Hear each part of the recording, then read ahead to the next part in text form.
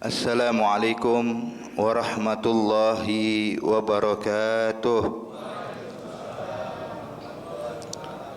Bismillahirrahmanirrahim. Alhamdulillahi rabbil alamin. Allahumma salli wa sallim ala Sayyidina Muhammad wa ala ali Sayyidina Muhammad. Nawayna ta'alluma wa ta'alim, tadhakkura wa tazkir, wa naf'a wal intifa' wal ifada wal istifada wal hatha ala tamassuki bi kitabillah wa sunnati rasulillah wa du'a ilal huda wa dalala alal khair ibtigha wajhillah wa mardatihi wa qurbihi wa thawabihi subhanahu wa ta'ala. Qala al-muallif al-imam an-Nawawi fi kitab al-arba'in nawawiyya nafa'ana Allah bihi wa bi ulumihi wa bi ulumi sa'iri salihin fid darain amin. Ila an qala al-hadith as-sadis ashar la taghdab an Abi Hurairah radhiyallahu ta'ala anhu anna rajulan qala lin nabiy sallallahu alaihi wasallam awsini qala la taghdab faraddada miraran qala la taghdab. An Abi Ya'la Shaddad bin Aus radhiyallahu ta'ala anhu an Rasulillah sallallahu alaihi wasallam qala innallaha kataba al-ihsana ala kulli syai' fa idza qataltum fahsinul qitlah wa idza zabahtum fahsinul zabhah wal yuhidda ahadukum syafratah wal yurih dhabihatah. Taib. Alhamdulillah, hadirin hadirat yang dimuliakan Allah Subhanahu wa taala, melanjutkan pelajaran kita pada kitab Arba'in An-Nawawi sampai pada hadis ke-16. Disebutkan, diriwayatkan oleh Abu Hurairah radhiyallahu taala anhu wa ardhah, bahwasanya Rasulullah sallallahu alaihi wasallam telah bersabda, bahwa Rasulullah didatangi oleh satu orang. Ada riwayat orang tersebut adalah Ibnu Umar, putra Sayyidina Umar Ibn Al-Khattab. Ada riwayat lain beliau adalah Harithah bin Gudamah atau Sufyan bin Abdullah. Di sini ya ahbab, ketika disebutkan di dalam matan hadis ja'a rajulun atau ja'at imra'atun atau sa'ala rajulun sa'alat imra'atun, tanpa disebutkan nama, itu tidak mempengaruhi ini hadis menjadi dhaif atau hasan atau sahih. Sebab itu namanya mubham. Hadis mubham itu terbagi menjadi dua. Mubham artinya jika disebutkan di dalam riwayat sanad atau di dalam matan hadis seseorang yang tidak disebutkan namanya, sebagaimana disebutkan dalam hadis ini. Anna rajulan qala lin nabi, bahwa seseorang laki-laki berkata kepada Nabi. Nah, laki-laki itu siapa? Ini dijelaskan oleh ulama, kalau seandainya disebutkan hadis mubham, perkara yang mubham, disebutkan seorang laki-laki atau seorang wanita tanpa disebutkan namanya di dalam sanad hadis, di dalam sanad hadis seperti an Malikin, an rajulin an Sufyan bin Thawrin. Nah, an rajulin di dalam sanad ini hadirin dijelaskan oleh ulama, jikalau tidak diketahui siapa dia maka hadisnya langsung dhaif. Hadisnya dinyatakan dhaif. Ini kalau seandainya mubhamnya di dalam sanad. Artinya ketika tidak disebutkan siapa orang tersebut di dalam sanad hadis, ini mempengaruhi hadis bisa berubah jadi dhaif. Namun jikalau tidak disebutkan nama di dalam matan hadis atau dalam periwayatan hadisnya, bukan sanadnya tapi di dalam hadis tersebut, maka ini enggak jadi masalah walaupun tidak diketahui siapa dia. Sebagaimana disebutkan di sini, anna rajulan ja'alin nabi faqala ausini. Nah, laki-laki ini tentunya dia adalah sahabat Nabi. Dia adalah sahabat Rasulullah sallallahu alaihi wasallam, cuman tidak disebutkan namanya. Maka ini tidak mempengaruhi hadis sama sekali. Jadi harus kita pahami, yang merubah hadis menjadi dhaif kalau mubhamnya itu disebutkan seorang laki-laki atau seorang wanita di dalam sanad dan tidak diketahui siapa dia, baru dhaif. Tapi kalau di dalam sanad diketahui siapa yang dimaksud, tidak jadi dhaif. Namun kalau di dalam matan hadis walaupun tidak diketahui, tidak merubah kedudukan hadis. Sahih tetap sahih. Hakadha, sebagaimana ini hadis riwayat Imam Bukhari, rawahul Bukhari, makanya tidak mempengaruhi hadis menjadi dhaif. Kenapa? Sebab mubhamnya di dalam matan. Taib. Kita lanjutkan sedikit di sini. bahwa seseorang ini datang kepada Rasulullah sallallahu alaihi wasallam dan dia berkata kepada Nabi, "Ausini ya Nabi, tolong berikan nasihat, wasiat padaku. Saya ini butuh wasiat, butuh nasihat." Wasiat di sini artinya bukan wasiat adalah peninggalan setelah mati lah. Sebab di sini pengertian wasiat Bapak Ibu sekalian, ini wasiat dalam segi bahasa ya. Wasiat itu dalam segi bahasa artinya nasihat. Makanya Allah bilang dalam Al-Qur'an, wal 'asri innal insana lafi khusr illa alladzina amanu wa 'amilus shalihat wa tawasau bil haqq wa tawasau bis sabr. Allah menggunakan kalimat wasiat artinya nasihat, saling tanasuh, saling memberikan nasihat. Adapun wasiat yang sering kita dengar pengertiannya adalah tabarru al-haq alladzi mudahu ba'dal maut, adalah menyerahkan hak yang dimiliki oleh seseorang dan disandarkan setelah kematian. Itu beda, bukan yang dimaksud dengan hadis ini. Jadi bukan berarti nih sahabat tahu Rasulullah mau meninggal, enggak. Tapi ini kalimat wasiat di sini adalah wasiat dalam segi bahasa artinya nasihat. Jadi dia bilang, "Ausini," atau nasihati saya ya Rasulullah. Maka Nabi menoleh kepada sahabat ini mengatakan, "La taghdab." Jangan gampang emosi. Jangan gampang marah. La taghdab. Faraddada miraran. Maka dalam riwayat ini bahwa ini orang setelah mendapatkan nasihat dari Nabi, jangan gampang emosi.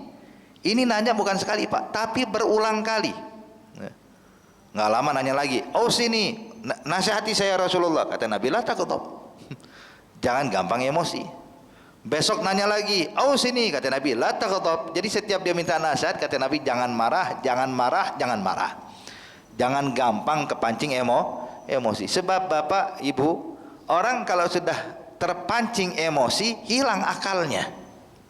Hilang akal. Bahkan kalau emosi sudah tidak tertahan, sara kal majnun. Ini orang bagaikan orang gila, udah enggak sadar. Oke, lihat orang kalau lagi emosi, Pak, yang kagak salah, dihukum sama dia. Dia berantem sama tetangga, yang dipecahin TV di rumah. Padahal TV salah apa ya? Marahnya sama tetangga, anaknya dihukum. Marahnya sama tetangga, istrinya dicemberutin. Masya Allah. Kenapa? Hilang akal. Hilang akal. Yang mana kalau dia sadar, dia bakal malu, hadirin. Kalau ada orang nasihatin dia aja, bilang, "Memang salah apa anak ente kau ente hukum? Memang salah apa ini kaca kau ente pecahin? Memang salah apa ini piring kau banting?" Dia bakal sadar, iya ya. Berarti hadirin, orang kalau lagi emosi kepancing, hilang akalnya. Makanya kalau kita mau ngajak musyawarah seseorang, jangan saat dia lagi marah. Kalau dia lagi marah, jangan ajak musyawarah. Kenapa? Nggak bakal benar. Kalau mau ngajak ngobrol, musyawarah, bicara dari hati ke hati, nunggu kalau udah reda amarahnya, udah tenang, baru ajak ngobrol. Sebab kalau orang lagi emosi, ini nggak bisa diajak musyawarah. Makanya Nabi bilang, "La taghdab." Jangan kepancing emosi. Bukan berarti kita nggak boleh marah. Marah boleh, hadirin. Marah itu boleh. Jadi ibaratnya Bapak Ibu sekalian, marah itu kalau istilah oleh ulama-ulama ahli tasawuf seperti Imam Al-Ghazali, marah itu ibaratnya kayak anjing peliharaan. Sifat emosi itu kayak anjing peliharaan yang digunakan buat menjaga rumah atau untuk berburu dan lain-lainnya ya. Ini kalau nggak diurus, dilepas begitu aja, gawat. Bakal ganggu, bakal ngerusak. Tapi kalau dijaga, diperhatikan, ditahan, diikat, maka aman, hadirin. Nah, makanya di sini juga emosi itu kalau dilepas buruk dampaknya. Dampaknya bakal buruk. Tapi kalau dia bisa menahan, bisa menenangkan, maka ini adalah hal yang baik. Makanya hadirin, bukan berarti di dalam Islam tidak boleh marah. Marah boleh. Marah boleh. Sebab Nabi menyatakan hendaknya marah kita ini karena Allah. Arti di situ marah karena Allah menunjukkan bahwa marah tidak dilarang. Yang dilarang itu kalau marahnya karena hawa nafsu. Marahnya karena emosi yang meluap-luap. Ini dilarang dalam Islam. Tapi kalau karena Allah, bagus. Marahnya karena Allah. Cuman masalahnya Bapak Ibu sekalian, marah karena Allah sama marah karena hawa nafsu bedanya tipis. Banyak orang yang salah. Dia bilang marahnya karena Allah, padahal karena hawa nafsu. Ini karena Allah saya marah, padahal bukan karena Allah, karena hawa nafsu. Bapak, bedakan marah karena Allah dengan marah karena hawa nafsu. Marah karena hawa nafsu bahkan menghalalkan segala cara. Walaupun dia pakai 1000 dalil marahnya karena Allah, tapi kalau sudah menghalalkan perkara yang haram, maka ini adalah marahnya karena hawa nafsu. Contoh, kalau dia marah nyaci maki, kira-kira dalam Islam nyaci maki boleh apa enggak boleh? Enggak boleh, kita sepakat ya. Kalau bilang saya marahnya karena Allah, teriak-teriak marah karena Allah, cuman caci maki orang, bukan karena ini, karena hawa nafsu. Cuman kadang orang nggak bisa bedain. Saking tipisnya itu nggak sembarangan orang yang bisa membedakan, hadirin. Kemudian juga kalau marah karena Allah nggak bakal berbuat keburukan pada orang lain. Kalau dia bilang marah karena Allah cuman mukulin orang, marah karena Allah cuman mukulin orang, ada haram. Itu bukan karena Allah, ini karena hawa nafsu. Marah karena Allah, kalau ada orang mengatakan marah karena Allah demi membela dirinya karena menjaga kehormatannya, ini juga bukan karena Allah. Hadza asy-syahid Syekh Muhammad Ramdhan Al-Buti, beliau pernah bilang ketika menjelaskan di dalam kitabnya Hakadza falnad'u ilal Islam, disebutkan di situ, hadirin, dia kasih perumpamaan. Dia bilang kalau seandainya saya ini, kata Syekh Muhammad Ramdhan Al-Buti, jujur marah karena Allah dengan marah karena hawa nafsu itu perbedaannya sangat tipis, lebih tipis dari kulit bawang, tipis banget. Sampai terkadang orang tidak menyadari dia mengatakan marah karena Allah, padahal tidak karena Allah sama sekali, tapi terbawa emosi yang dibangkitkan dengan hawa nafsunya. Sebagaimana contoh kata Syekh Muhammad Ramdhan Al-Buti, kalau seandainya saya ini seorang dai, kata beliau, saya ini adalah pengajar, saya punya majelis di masjid mengajar tafsir Al-Qur'anul Karim. Ketika di bulan Ramadan pada siang hari saya ingin mengajar di dalam masjid untuk melaksanakan sholat zuhur, kemudian mengajar tafsir Quran. Ketika saya berjalan, saya dapatkan ada satu pemuda berdiri tepat di depan pintu masjid, sambil menghisap rokoknya, tidak berpuasa, terang-terangan depan orang banyak di depan masjid. Maka saat itu hati bakal bergejolak, bilang astagfirullah, siang hari bulan Ramadan kagak puasa, ini perlu saya nasihatin. Ketika saya mendekat kepada pemuda tersebut, niat untuk menegur, memberikan nasihat karena Allah Subhanahu wa taala, tiba-tiba sang pemuda ini menghirup asap rokoknya dan menghembuskan asapnya di wajah saya. Udah nggak ngerokok, nantang lagi ya, ditiup ke muka saya. Terus terang, kalau saya dapatkan kejadian itu, kata Syekh Muhammad Ramdhan Al-Buti, saya cuma bisa terdiam, menunduk dan menangis takut pada Allah. Kalau kita enggak, kita bakal ngamuk-ngamuk, bilang astagfirullah, enggak punya akhlak, enggak punya ini, kita bakal ngomel, hadirin ya. Mungkin kita bakal suruh orang bawa seret nih pemuda, keluarin, jauhin dari sini, itu mungkin kita. Tapi lihat orang yang takut sama Allah, yang khawatir, takut, marahnya bukan karena Allah. Dia bilang saya cuma bisa menundukkan kepala dan menangis. Kenapa? Takut. Kenapa? Saya khawatir jangan-jangan kalau saya menegur, saya menasihati dia, berubah niat saya bukan lagi karena Allah, tapi niat saya menjadikan ini orang nggak bisa menghargai saya. Saya ustadz kok diginiin, saya ulama kok diperlakukan seperti ini. Akhirnya marahnya saya bukan karena Allah, tapi marahnya saya karena saya merasa tidak dihormati. Tipis bedanya ya, tipis. Makanya hadirin, kalau ada orang berteriak saya marah karena Allah, hati-hati. Jangan-jangan ente dipermainkan syaitan. Orang kalau marah karena Allah nggak bakal menghalalkan segala cara, nggak bakal mencaci maki, tidak bakal berbuat buruk. Tahu orang yang marah karena Allah? Lihat Sayyidina Ali bin Abi Thalib. ketika dalam ghazwah minal ghazawat, di dalam peperangan, ketika berduel melawan musuh kafir harbi. Yang mana kita tahu kafir harbi dihalalkan darahnya, boleh kita perangi hadirin. Jadi saat duel dengan kafir harbi ini, subhanallah, Sayyidina Ali berhasil memukulkan pedangnya sehingga menjatuhkan musuh ini ke tanah. Ketika musuh jatuh ke tanah, kata Sayyidina Ali, ini kesempatan terakhir, saya hujamkan pedang saya, selesai, kelar nih musuh satu. Ketika saya angkat pedang saya, kata Sayyidina Ali, tiba-tiba orang kafir ini meludahi wajah saya. Ini orang meludahi muka Sayyidina Ali. Seketika itu juga merah muka Sayyidina Ali bin Abi Thalib. Cuman pedang nggak jadi dihujamkan, pedang langsung disarungin, ditinggal nih kafir harbi. Subhanallah, sampai nih orang kafir bingung, ya Ali, lima la taqtulni, Ali, kenapa kau tidak bunuh saya?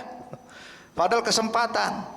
Kata Sayyidina Ali, tadinya saya ingin membunuhmu karena Allah, tapi begitu engkau ludahi wajah saya, naik emosi saya, naik hawa nafsu saya, dan saya nggak bakal menyakiti siapapun karena hawa nafsuku.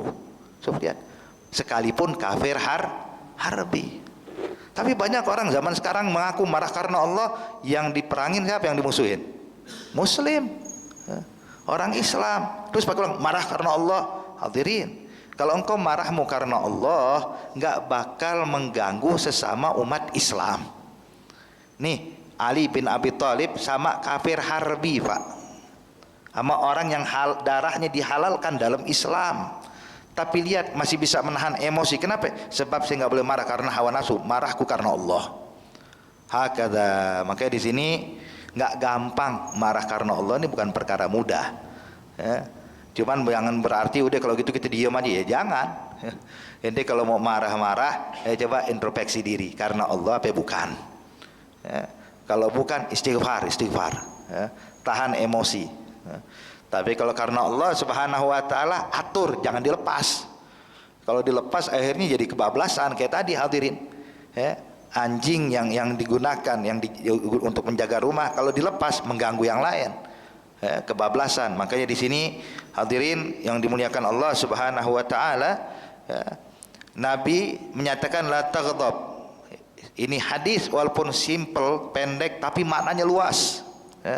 Maknanya luas. Berapa banyak kerusakan terjadi dikarenakan emosi. Emosi. Orang kalau dia emosi, habis ini baru mikir dia.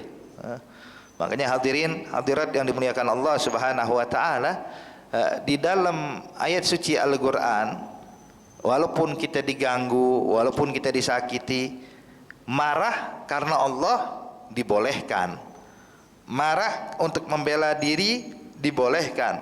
Cuman selain di sisi lain, memaafkan lebih afdal dibandingkan melampiaskan amarah kita. Memaafkan lebih afdal, selagi itu kalau sani gangguan ke pribadi kita. Kalau ke pribadi kita, maka yang paling afdal adalah memaafkan. Wa man afa wa aslaha fa ajruhu 'ala Allah. Barang siapa yang bisa memaafkan dan berdamai, kata Allah. Memaafkan dan berdamai. Berdamai pada siapa? Pada orang yang ganggu kita. Fa ajruhu 'ala Allah, maka ganjarannya Allah yang ngatur. Bapak, kalau Allah yang ngatur ganjaran itu nggak pakai dihitung. Kalau seandainya, kalau lain kan ada orang melakukan ibadah ini pahalanya 10 kali lipat, dilipat gandakan jadi 70 kali lipat, dilipat gandakan jadi 700 kali lipat. Seakan-akan udah teratur ya. Tapi kalau ganjarannya dari Allah, ambil kabar, nggak pakai dihitung, dikasih sebanyak-banyaknya oleh Allah. Maka orang yang bisa memaafkan dan berdamai kepada orang yang mengganggu dia, fa ajruhu 'ala Allah. Dahulu pernah di Hadramut, di kota Shibam, hadirin. Ini kejadian nyata. Di kota Shibam ada satu hakim dipilih oleh sultan kala itu untuk menjadi pengatur hukum di kota Shibam. Jadi untuk ada permasalahan, perselisihan, dia sebagai penanggung jawab untuk mendamaikan nih. Maka ini hakim duduk di kota Shibam. Ketika duduk sehari, 2 hari, sebulan, 2 bulan, setahun, 2 tahun, nggak ada orang yang mengajukan masalah kepada ini hakim. Hakim bingung, ini orang Shibam gimana sih? Apa nggak punya problem, nggak punya masalah, nggak punya urusan satu dengan yang lain? Kok aman-aman saja, damai-damai saja. Sampai sang hakim nggak kuat Pak, dia pergi ke tengah pasar, melihat orang lagi duduk, lagi dagang di sana. Ini hakim teriak, ayuhan nas, halumma ilayya, halummu ilayya. Bilang, hei orang-orang, ayo cepat kumpul-kumpul di depan saya. Maka semua orang pun berkumpul di depan hakim ini. Bingung, ada apa ini? Kata hakim, at-ta'rifuna man ana? Kalian kenal nggak siapa saya? Semua orang mengatakan, "Galnam antal hakim fi biladina." Engkau adalah hakim di kota kita. Taib. Kalian tahu nggak di mana tempat saya tinggal? Di mana rumah saya? Galnam ya hakim, kita kenal. Ente satu kota sama kita, satu kampung. Engkau berada di sini, di tempat ini kita tahu rumahmu. Kata hakim, kalau kalian kenal siapa saya dan tahu di mana rumah saya, lalu kenapa kalian nggak datang ke rumah saya? Emang ente nggak punya masalah apa? Nggak punya problem satu sama lain, nggak pernah ribut satu dengan yang lain? Maka mereka mengatakan, ya hakim, kita bukan malaikat, kita satu dengan yang lain pasti punya masalah, cuman yang mendamaikan kita nggak perlu ente. Kenapa? Sebab yang mendamaikan kita Al-Quran. Yang mendamaikan kita Al-Quran. Allah bilang dalam Al-Quran, wa faman afa wa aslaha fa ajruhu 'ala Allah. Yang bisa memaafkan dan berdamai, maka ganjaran di sisi Allah. Lalu buat apa kita teruskan ke ente? Kenapa kita yakin dapat ganjaran dari Allah? Kata hakim, oh kalau begitu ya sudah. Hakim berarti ngelihat ini orang Sibam, masya Allah, orangnya hatinya bersih semua nih. Nggak pernah ribut, nggak pernah berantem, hadirin. Selalu ingat dengan Al-Quran. Hakim pulang, Pak. Udah kata hakim, berarti saya nungguin pensiun aja udah, makan gaji buta nih. Nggak ada orang ngajukan masalah, udah duduk dia di rumahnya. Subhanallah, setelah beberapa minggu kemudian dari kejadian tersebut, tahu-tahu datang dua orang ke rumah hakim. Bilang, assalamualaikum ya hakim. Kata hakim, waalaikumsalam. Ada apa kalian datang kemari? Bilang, ya hakim, saya punya masalah dengan orang ini, tolong selesaikan masalah kami. Hakim kaget. Dia bilang, beneran nih kalian punya masalah? Benar ya hakim. Kata hakim, tunggu dulu sebentar. Hakim masuk, Pak. Ngapain? Mandi sunnah dulu. Sebab nih kasus pertama nih, setelah bertahun-tahun kerja nih kasus pertama. Maka dia pengen ngamalin sesuai sunnah Nabi. Dia mandi sunnah dulu, dia sholat sunnah dulu, dia minta pada Allah, ya Allah bantu saya untuk bisa menyelesaikan masalah seadil-adilnya. Maka setelah didoa segala macam baru dipanggil nih. Dua orang diletakkan pada kursi yang sama tingginya. Dia bilang, silakan engkau pendakwa, ini terdakwa, duduk di sini. Maka hakim pun mengamalkan daripada menjalankan sidang ini dengan cara yang diajarkan Rasulullah, dengan memandang kedua pihak, jadi nggak mandang ke sini doang, ini nggak dipandang, semuanya dilihat sama hakim. Kemudian juga intonasi suara hakim kepada orang ini sama kepada orang ini, artinya nggak ada ditinggikan, nggak ada direndahkan, sehingga kedua orang ini di mata hakim sama. Hakim pun bertanya kepada pendakwa, apa dakwaanmu ya fulan? Dia bilang, ya hakim, ini masalah tanah. Masalah tanah pasti banyak urusannya ya. Ini masalah tanah.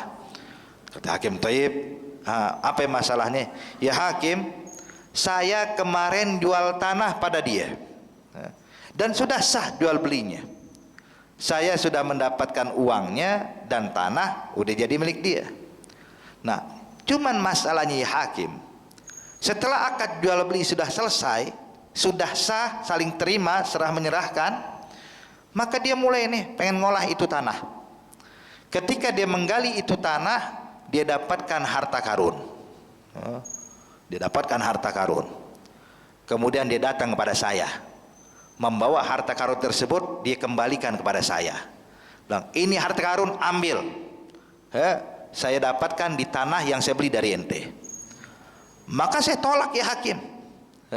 Saya tolak. Kata hakim, nah lo, ini masalah lebih ruwet nih urusannya ya. Saya tolak ya hakim. Kenapa? Kan saya jual tanah beserta isinya, berarti harta karun milik dia, bukan milik saya. Hakim dengar kayak gitu mulai perasaan kagak enak nih. Nengok pada terdakwa. Apa pendapat ente? Dia bilang, ya hakim, saya memang beli tanah dari dia, tapi kan ya hakim, saya cuma beli tanah doang. Berarti harta karunnya milik dia. Jadi saya kasih pada dia. Jadi kalian gak ada mau terima nih harta karun, kata hakim. Dia bilang, ya enggak mau ya hakim, saya jual tanah beserta isinya, kenapa dikembalikan harta karun pada saya? Sedangkan terdakwa bilang, saya beli tanah bukan dengan isinya harta karun, ini ambil buat dia. Hakim pun terdiam, bingung hakim, mikir. Maka ketika hakim lagi mikir untuk menyelesaikan masalah ini, hadirin, ini dua orang berbisik pak, pendakwa sama terdakwa. Akhirnya tahu-tahu berdua ngomong, ya hakim, gak lebih, kata hakim, kalau ente nggak punya solusi, kami punya solusi buat engkau ya hakim. Wah lu, kata hakim, hebatan dua orang ini. Dia bilang, apa solusi kalian ya hakim? Dia kan nggak mau terima harta karun, saya juga nggak mau terima, jadi ini harta karun kita serahkan buat hakim. Udah selesai masalah ya hakim. Cuman hakimnya juga soleh pak, bukan kayak sekarang ya. Kalau sekarang nyari-nyari. Kata hakim, oh nggak bisa kayak begitu, kata hakim. Jangan masukkan saya ke dalam permasalahan kalian berdua, kata hakim. Tunggu dulu, kata hakim. Ini ada kasus yang sama di zaman Bani Israel, bukan zaman umat Nabi pak, zaman Bani Israel katanya. Kejadiannya sama. Maka saya ingin coba menyelesaikan masalah sebagaimana cara yang digunakan oleh Nabi di zaman tersebut. Kata hakim, hei pendakwa, kau punya anak? Bilang, punya ya hakim. Yang belum menikah? Ada ya hakim. Laki atau perempuan? Laki-laki ya hakim. Baik. Fulan, engkau punya anak perempuan? Punya hakim. Udah menikah belum? Kata hakimnya, sudah. Kawinkan kedua anak kalian, harta karun buat mereka berdua. Ya, selesai, tutup kasus, diberikan harta karun kepada dua anak ini. Selesai masalah. Cuman asyahid di sini ya ikhwan, lihat, ketika yang mendamaikan permasalahan adalah Al-Qur'an. Al-Qur'an. Makanya coba kalau seandainya kita punya sifat kayak begini pak, ya Allah, aman udah, aman, bisa damai, bisa memaklumi. Makanya bapak ibu sekalian, sahabat-sahabat Nabi itu, kalau ada orang punya masalah sama dia, itu orang punya masalah sama dia itu dikasih 70 uzur, dimaklumin 70 uzur. Gimana beb? Contohnya gini, kalau kita ketemu sama satu orang nih di jalan, kita ucapin salam, kita masya Allah dengan hati tulus kita. Bertemu orang, kita bilang assalamualaikum. Ini orang lihat kita terus melengos, walau ngejawab salam, melengos dari kita, jalan meninggalkan kita. Ini kita gimana perasaan? Bakal marah ya, bang, astagfirullah, saya udah ngucapin salam, udah nggak jawab, melengos lagi. Wah, langsung kita tuduh macam-macam hadirin. Kalau sahabat nggak begitu. Sahabat-sahabat Nabi pak, kalau dapetin kejadian ini, itu orang yang kayak begini dikasih 70 uzur. Gimana 70 uzur? Hadirin, percaya sama saya, jangankan 70 uzur, anda kasih 5 uzur kepada orang kayak begini nih, hati ente bakal plong, hati ente nggak bakal marah. Gimana? Waktu kita ucapin salam, dia melengos, kita bilang, oh kemungkinan dia nggak dengar salam saya, mungkin nggak dengar ucapan saya, uzur pertama. Atau mungkin dia jawab, cuman saya nggak kedengeran. Atau mungkin dia lagi punya problem, masalah, banyak pikiran sehingga nggak nyambung diajak ngobrol. Atau mungkin sayang, baperan, nggak dilengosin, udah ngamuk doang, udah wah baper saya nih. Atau mungkin kalau kita begini pak bu, jangankan 70 uzur, 5 uzur kita bakal plong lihat orang kayak begini. Udah uzur selesai, nggak ada masalah. Dan inilah sifat yang digambarkan oleh Allah di dalam Al-Qur'an dan digambarkan di dalam kitab Zabur. Allah nyatakan di dalam Al-Qur'an, di dalam kitab Taurah, Allah nyatakan sebagaimana dikutip di dalam Al-Qur'an, Muhammadur Rasulullah walladzina ma'ahu asyiddau 'alal kufar ruhama'u bainahum. Sifat mereka nih orang-orang yang dekat sama Nabi, ruhama'u bainahum, penuh kasih sayang satu dengan yang lainnya. Gimana bisa seperti itu? Saling ngasih uzur, saling ngasih uzur hadirin. Ruhama'u bainahum tarahum ruk'an sujjadan yabtaguna fadlan minallahi wa ridwana simahum fi wujuhihim min athari sujud dzalika mathaluhum fit Taurah. Ini sifatnya yang disebut dalam Al-Qur'an, juga disebutkan sifat mereka tersebut yang sama di dalam kitab Taurah yang diturunkan pada Nabi Musa alaihi salam. Wa hakadha. Jadi nih, tahan emosi, tahan amarah. Makanya Pak, Bu, emosi itu tuh datangnya tuh, orang kalau udah marah, itu datangnya ibaratnya kayak nar, kayak api di dalam hatinya. Makanya orang kalau lagi emosi, panas, panas, darah mendidih naik ke muka, muka jadi merah hadirin. Makanya kita ini kalau lagi marah Pak, coba ngaca, bakal malu kita, bakal takut, serem banget muka kita.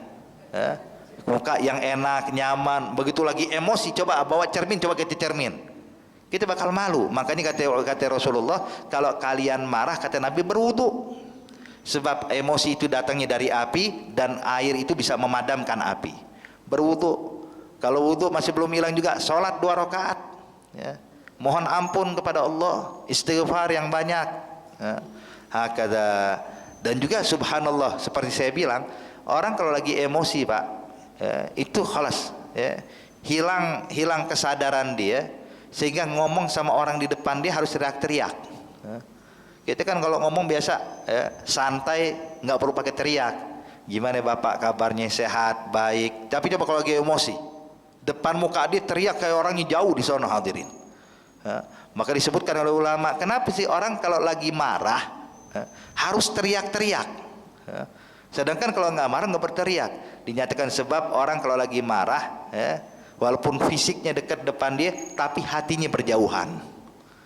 Maka dia ngerasa seakan-akan jauh, sehingga dia perlu berteriak untuk ngomong dengan orang yang ada di hadapannya. Makanya jangan tahan emosi, ya, tenangkan hati kita. Kalau lagi emosi, cepat-cepat ingat bagaimana yang diajarkan Rasulullah, la taghdab, la taghdab, la taghdab. Bahkan dalam riwayat yang lain, la taghdab walakal jannah, jangan kau kepancing emosi dan bagi engkau surga disiapkan oleh Allah Subhanahu wa taala. Taib. Kemudian juga hadis berikutnya hadirin, diriwayatkan oleh Abi Ya'la Shaddad bin Aus radhiyallahu taala anhu, bahwasanya Rasulullah sallallahu alaihi wasallam bersabda, innallaha katabal ihsan ala kulli syai'. Sesungguhnya Allah Subhanahu wa taala mewajibkan atau mengatur segala kebaikan itu dalam segala hal. Harus berbuat baik dalam segala hal. Al-ihsan fil ibadah, al-ihsan fil muamalah. Berbuat baik dalam ibadah, berbuat baik dalam muamalah, berbuat baik dalam kehidupan sehari-hari, ya. Jadi ini perbuatan baik adalah perintah dari Allah Subhanahu wa taala. Sampai diajarkan sama Nabi, ya, fa iza qataltum fahsinul qitlah. Kalau kalian membunuh di sini arti membunuh yang dibolehkan dalam Islam hadirin. Apa itu? Pelaksanaan qisas. Ya. Qisas yakni hakim memerintahkan atau memutuskan bahwa ini hukum qisas. Ketika orang membunuh maka hukumnya juga bunuh, ya, dengan qisas. Nah itu pembunuhan, membunuh dengan qisas ini, dengan hukum Islam ini dibolehkan di dalam Islam hadirin, ya, dibolehkan. Cuman bukan berarti semena-mena. Engkau kalau ingin menjalankan tugasmu sebagai algojo yang bertugas untuk menghukum mati, maka hukumlah orang tersebut dengan cara terbaik. Fa ahsinul qitlah. Dan begitu juga ketika berperang melawan kafir harbi, ya, orang-orang kafir yang memerangi Islam. Itu bukan berarti kita boleh bebas melakukan apapun yang kita inginkan. Udah ini orang sebelum dibunuh kita siksa dulu. Enggak. Ada diharamkan dalam Islam. Fa ahsinul qitlah, dengan cara terbaik, ya, dengan cara terbaik, ya, dengan menajamkan pedangnya, kemudian juga menghukumnya juga langsung ke bagian yang bisa mematikan dia, yaitu di bagian leher, dipancung hadirin, sebab orang bisa langsung meninggal, ya, tidak merasakan sakit lagi. Tapi kalau dengan bagian tubuh yang lain, ini bakal menyiksa orang tersebut sebelum dibunuh. Hadza haram, ya, haram. Sekalipun kafir harbi tidak dibenarkan, ya. Jadi ahsinul qitlah. Kemudian wa iza zabahtum, kalau kalian ingin menyembelih hewan, ya, nyembelih kambing, nyembelih unta, nyembelih hewan yang dihalalkan untuk dimakan, fa ahsinu zibhah, maka berbuat baiklah kalian ketika menyembelih, ya. Bukan sebelum disembelih dipukulin dulu nih kambing, ya, dipukulin dulu, atau sapi sebelum ini dipukulin dulu biar lemas baru dipotong. Hadza haram, penyiksaan kepada hewan, ya. Dibolehkan nyembelih tapi menyakiti hewan tersebut sebelum disembelih, ada hukumnya haram.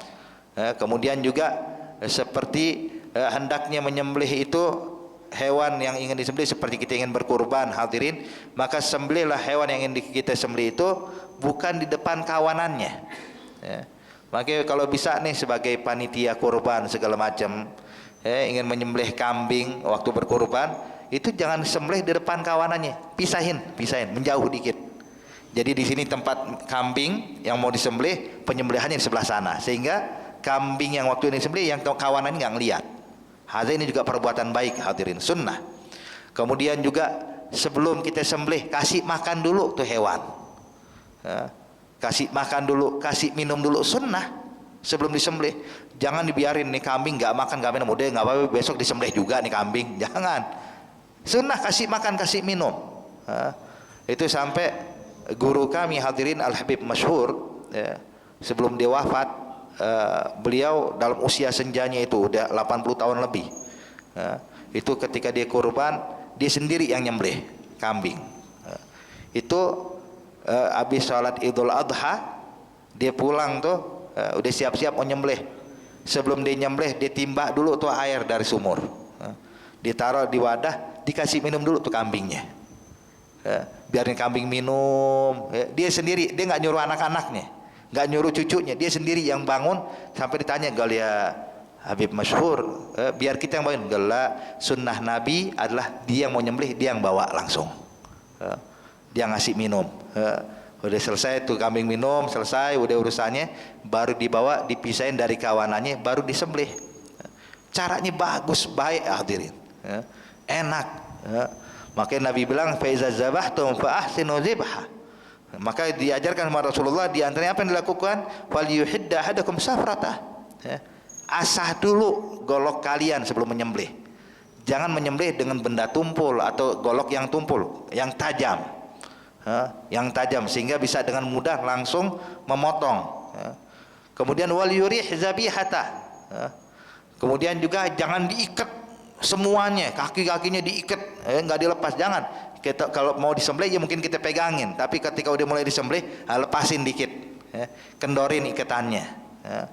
Bahkan kalau bisa yang diikat cuma 3, yang satu kaki bagian kiri, yang di bawah biarin lepas, yang diikat 3 kaki.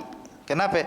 Biar nanti waktu setelah disembelih dia bisa menggoyangkan kakinya, ya, menggerakkan kakinya, sehingga subhanallah dampaknya juga, hadirin, hewan yang disembelih dengan cara Islam kayak begini, dagingnya enak, ya, nggak keras, tidak bau. Ya, tapi kalau saya caranya motongnya salah, dampaknya juga ke daging pasti juga tidak enak rasanya, hadirin. Wah, kaza. Jadi intinya diajarkan sampai sedemikian rupa di dalam Islam, ya, untuk menyembelih dan lain-lainnya. Ya.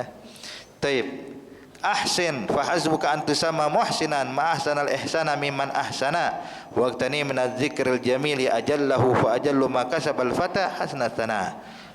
Kemudian juga dinyatakan, ayo berbuat baik dalam segala hal, berbuat baik dalam bermuamalah, berbuat baik dalam segala hal, dalam berucap, berbuat baik dalam beraktivitas, jangan tunjukkan keburukan. Ya. Jadi Islam, ya, umat Islam ini harus tunjukkan keindahan Islam, bukan keburukan. Ya. Jangan kita, hadirin, tunjukkan keburukan. Makanya pernah, ya, ada satu orang, hadirin, ya, pernah mengatasnamakan dirinya sebagai Muslim, cuman ucapannya kasar, perbuatannya buruk. Kemudian pemikiran-pemikiran dia berbahaya, ya, sampai datang kepada salah satu ulama. Dia bilang, ya Syekh, ya, kenapa kok ente nggak seperti kita? Ya, Islam tuh harus begini, Islam. Dinasihatin nih ulama, ya, dengan orang yang punya pemikiran yang keras tadi. Kata ini Syekh, alhamdulillah, aneh belajar Islam bukan dari ente. Ya. Aneh belajar Islam dari guru saya, ngajarin saya berbuat baik, ngajarin saya untuk bisa memaafkan, ngajarin saya untuk begini. Alhamdulillah kalau umat Islam bisa menjalankan Islam sebagaimana yang saya bawa, kata ini Syekh, maka kita jamin orang kafir nggak bakal mencaci maki Islam. Ini orang-orang kafir menghina Islam karena apa? Karena kita umat Islam tidak bisa menunjukkan indahnya Islam. Maka di situ ahsin, berbuat baik. berbuat baik dalam segala hal. InsyaAllah Allah catat kita menjadi kelompok orang-orang yang bisa berbuat baik sehingga mendapatkan ridha dari Allah Subhanahu wa taala. Amin ya rabbal alamin. Dan juga hadirin hadirat yang dimuliakan Allah Subhanahu wa taala, kita berharap insyaallah ini dua hadis yang kita pelajari bisa kita praktekkan dalam kehidupan kita. Jangan gampang terpancing emosi dan berbuat baiklah dalam segala hal. Ini kalau dua hal ini kita jalankan hadirin dalam kehidupan kita, insyaallah bawa perubahan besar. Bawa perubahan besar buat diri kita, buat keluarga kita, buat lingkungan kita.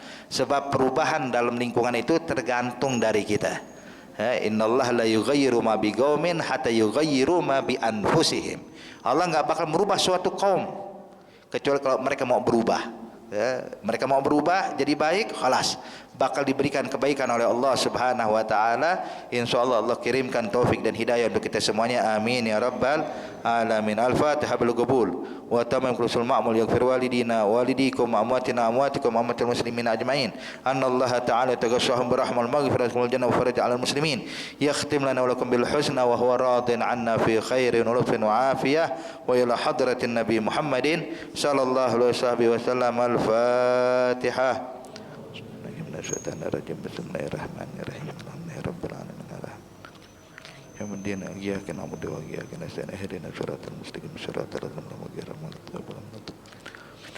Rabbana taqabbal minna innaka antas samiul 'alim wa tub 'alaina innaka antat tawwabur rahim. Dawam fi subhanakallahumma tahiyyatuhum fiha salam wa akhiru da'wahum alhamdulillahi rabbil alamin. Wassalamu alaikum warahmatullahi wabarakatuh.